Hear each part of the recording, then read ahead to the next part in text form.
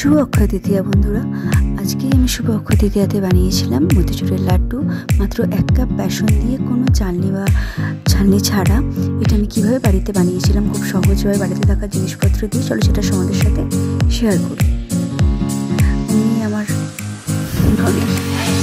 ছুরি করে নিয়েছি। যাই হোক, আমাদের রেসিপি স্টার্ট করে দিই। প্রথমেই 1 কাপ বেসন চালনির সাহায্যে ভালোভাবে চিড়ে নেব। একটা কোনো দানা যাতে না থাকে সেজন্য বেসনটা চিড়ে নেওয়াটা খুবই দরকার। এতে লাড্ডুর যে বোঁদেগুলো তৈরি হবে সেগুলো খুব সুন্দর হবে। তাই জন্য চলে আমরা প্রথমেই চিড়ে নিই। আর এটা আমি বলতেই যাচ্ছি যে বাড়িতে আমাদের যা জিনিসপত্র আছে তোমরা সেটার সাহায্যেই এই লাড্ডুটা বানাতে পারবে। মাত্র 1 কাপ বেসন দিয়েই আমি এটা বানাবো। চলো আমি বেসনটা ভালোভাবে চিড়ে নিয়ে এসেছি। এবার এটা আমি বেসনটা গুলবো। তো 1 কাপের থেকে 1 ভাগ কমে, মানে 3 ভাগ জল নিয়েছি। 1 কাপে 3 ভাগ জল দিয়ে এটা অল্প করে জল দিয়ে বেসনটাকে ভালোভাবে গুলে নেব। প্রথমে বেশি জল আমি দিচ্ছি না, অল্প জল দিয়ে দিয়েছি। প্রথমে বেশি জল দিয়ে দিলে কিন্তু বেসনটা দলা বেঁধে যাবে কয়েকটা জায়গাতে, সেটা তখন গোলাতে খুবই অসুবিধা হবে। সেই জন্য প্রথম থেকে অল্প জল দিয়ে গোলালে কোনো অসুবিধা হবে না, আর এটা খুব ইজিলি হয়ে যাবে।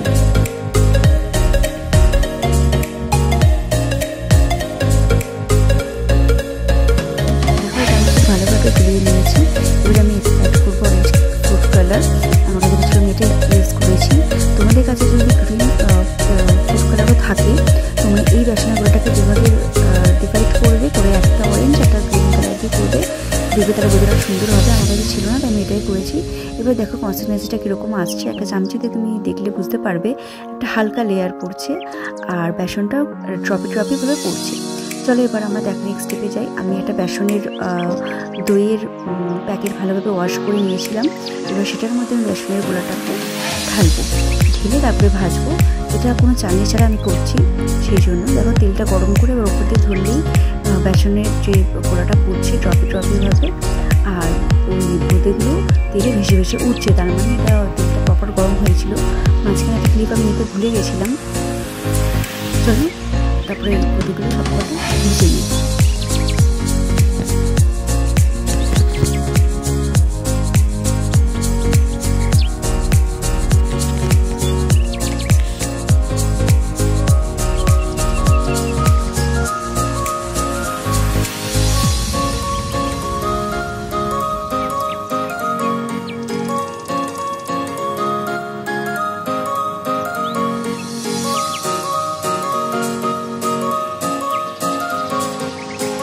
দেখো আমি ভেজেছি, ওগুলো ভেজে তুলে নিচ্ছি। একসাথে বেশি বোঁদে আমি দিইনি, তাহলে জমাট বেঁধে যাবে। একসাথে ঠেকে দিয়ে, সেই জন্য অল্প পরিমাণ দিয়ে ভেজেছি। আবার নেক্সট থেকে আবার একইভাবে বাকি বোঁদেগুলো ভেজে নেব।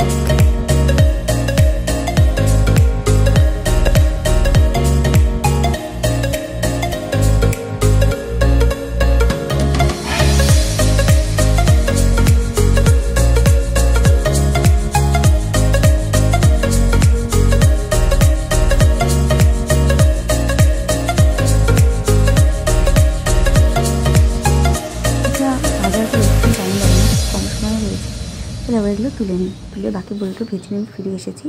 দেখো বোঁদেগুলো একদম ঝরঝরে হয়েছে আর খুব ক্রাঞ্চি। এবার চলো আমরা নেক্সট স্টেপের দিকে এগোই। একটা প্যান কড়াইতে গ্যাসে বসিয়ে নিয়েছি। ওতে দিয়েছি 1 কাপ চিনি আর দিয়েছি 1/2 কাপ জল দিয়ে এবার চিনিটা গলার জন্য অপেক্ষা করব। চিনিটা ভালো করে গলে যেতে ওতে দিয়ে দেবো একটা কাপের একটু জলে আমি কেশর ভিজিয়ে রেখেছিলাম, সেটা দিয়ে দেবো যাতে বোঁদের কালারগুলো খুব ভালো আসে, সেই জন্য। এবার দেখো ওটা ফুটে গেছে। এতে আমি ভেজে রাখা বোঁদেগুলো দিয়ে দেবো, দিয়ে ভালো করে বোঁদেগুলো সেদ্ধ হওয়ার জন্য অপেক্ষা করব। এখানে আমি 1/2 কাপ জল দিয়েছিলাম, এখানে বোঁদেটা অতটাই হয়ে গেছে। যদি তোমরা চেক করবে বোঁদে সেদ্ধ হয়নি বা জলটা টেনে গেছে, তখন তোমরা 2 চামচি করে জল অ্যাড করে রান্না করবে, যতক্ষণ না বোঁদেটা প্রপারলি সেদ্ধ হচ্ছে। আমার ওই জলটা দিয়ে বোঁদেটা প্রপার সেদ্ধ হয়ে গেছিলো, আমাকে জল অ্যাড করতে হয়নি। এবার দেখো তোমাদের যদি না হয় তখন 2 চামচি করে জল অ্যাড করবে, বেশি জল দেবে না। দেখো জলটা শুকিয়ে এসছে। এবার আমি বোঁদেটা চেক করছি, বোঁদেটা সেদ্ধ হয়ে গেছে। এই সময় আমি এতে অ্যাড করবো 1.5 টেবিল চামচ ঘি। এতে লাড্ডুটা একটা বাবুর সাথে লেগে যাবে না, আর খুব সুন্দর স্মেলও আসবে। এবার ঘিটা আমি ভালো করে পুরো বোঁদেটার সাথে মিশিয়ে নেব। নিয়ে জলটা যেহেতু একদমই শুকিয়ে গেছে, আমি গ্যাসটা অফ করে দিয়ে এটা 10 মিনিট মতন ঢাকা দিয়ে রেখে দেবো। যেটুকুনি জল আছে সেটা বাকি বোঁদেটা অ্যাবসর্ব করে নেবে। চলো 10 মিনিট পরে ফিরে এসেছি, দেখছি জলটা পুরোটাই টেনে নিয়েছে।